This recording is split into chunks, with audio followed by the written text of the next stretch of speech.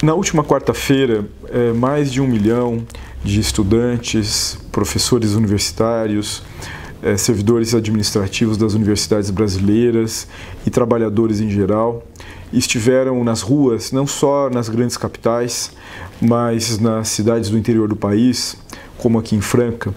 para protestar contra algumas medidas adotadas pelo Ministério da Educação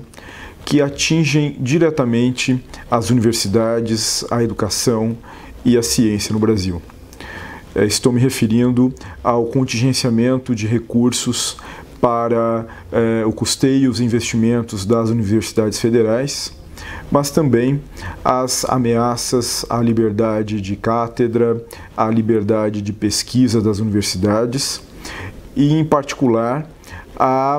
aquilo que é desenvolvido no âmbito das ciências humanas e sociais, como a filosofia e a sociologia, que foram alvos de um ataque mais direto. Nós temos um discurso instaurado no governo a propósito de uma falsa dicotomia, que seria aquela entre a educação básica e a educação superior, como se a carência de recursos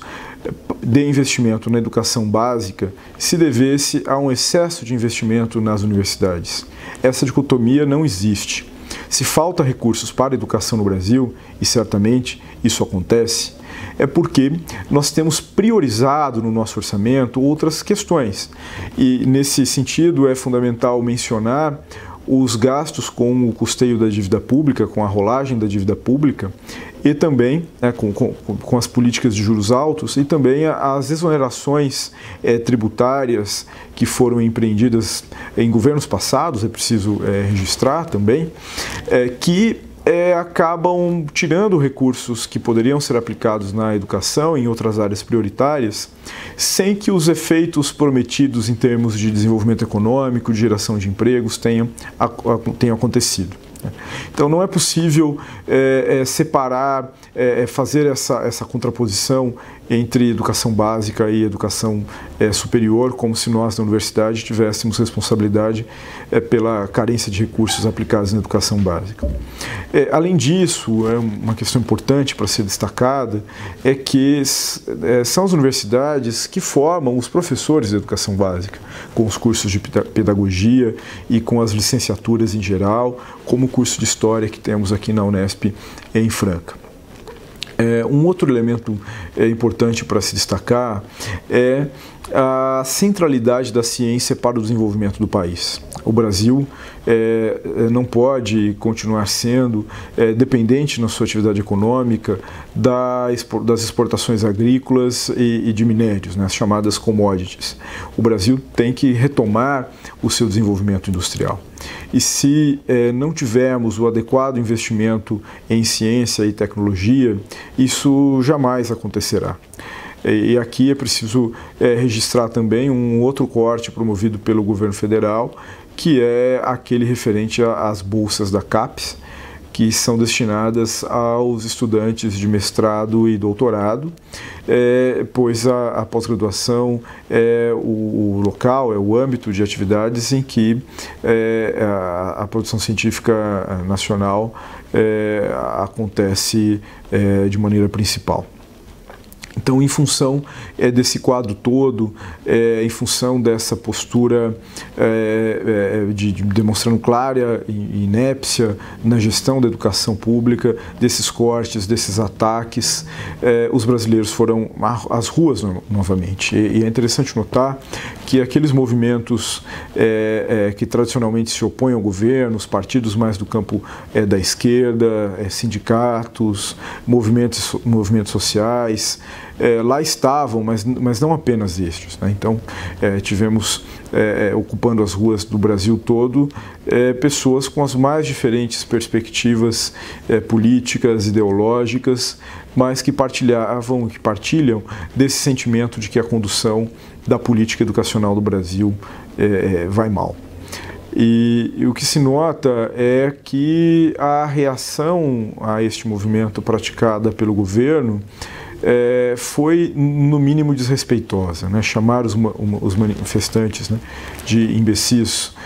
úteis ou coisa parecida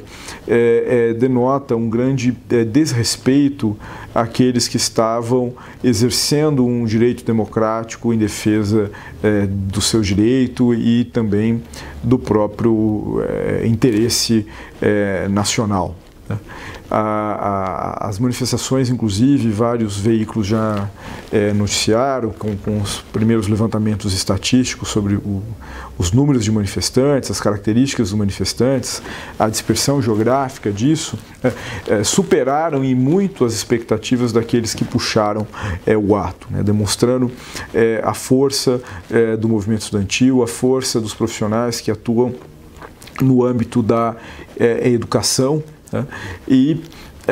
a fragilidade do governo, sua incapacidade de responder por outro lado, né. O que nós podemos prever para os próximos dias, se é que é possível fazer alguma previsão para o país, né,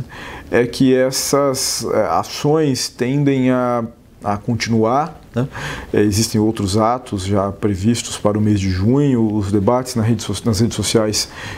a esse propósito são intensos, né? Se formos analisar os noticiários desses dias, grande parte dos artigos da seção de política são dedicados ao tema, inclusive há uma repercussão significativa no âmbito da imprensa internacional sobre o que vem se passando no Brasil. Então, a pressão sobre o governo tende a aumentar.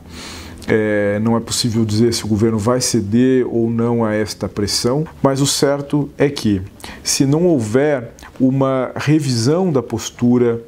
do governo, em particular do Ministério da Educação, quanto a esses ataques à universidade, a resistência tende a crescer e os prejuízos para a ciência no Brasil, para a educação, podem ser irreparáveis e com consequências não só para esta geração, mas para as gerações futuras.